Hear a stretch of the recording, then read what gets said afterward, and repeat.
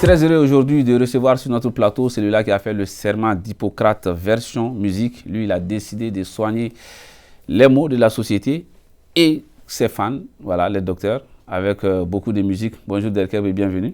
Merci Kora, bonjour. C'est toujours un plaisir de t'accueillir ici. Plaisir. Les patients, ils se portent bien? Ouais, voilà, Ouberakena, ils se portent bien. Il n'y a pas de manque de médicaments quand même? Non, manque de médicaments.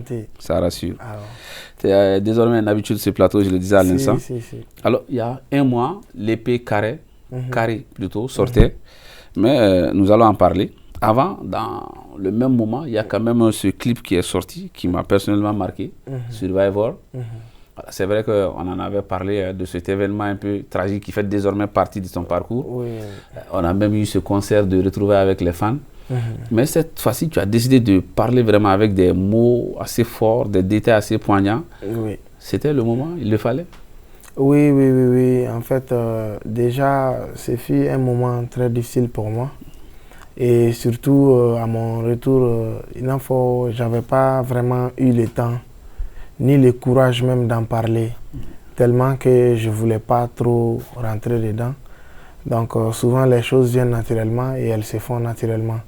Donc j'ai senti le coup de parler de ce qui s'est passé. Je me suis dit, alors là, si je me sens prêt, il faut que je me lâche et voilà, que je donne un peu.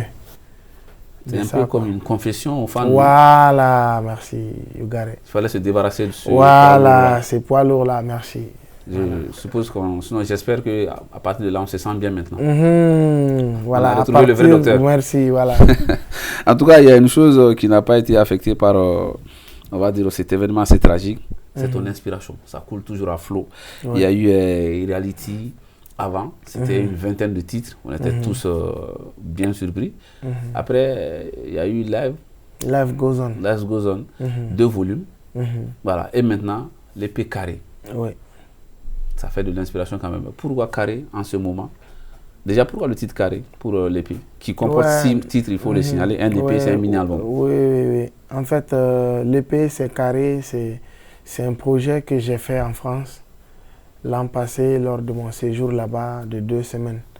En fait, Entoura, Cleveland Caladron, la maison Last Concept, c'est eux-mêmes qui m'avaient invité à aller là-bas. Katara ou Loko là et tout. Donc, ils m'ont proposé quand pendant les 10 jours qui me restent, quoi, sans stress ni rien et tout. Donc je m'y suis mis et alhamdoulilah, ça s'est bien passé, on a pu chanter 6 titres. Donc c'est carré, ça veut dire à donner quoi. Donc c'est venu, l'inspiration était là, et les conditions le permettaient. Merci, voilà. Ça me rappelle un peu l'album de Oumou Sangaré, Timbuktu, le dernier d'ailleurs. C'était un truc comme ça, aux États-Unis un séjour. Il y avait l'air, la nature, donc voilà, on s'entend. Donc, au délire, nous, et on l'a fait, quoi. Moi, c'est les titres-là qui m'ont un peu marqué. Cite tous en anglais, il faut le signaler. Non-Stop, Ragnar, Malian Boy, Game Over, No More, Malian, Slow Motion.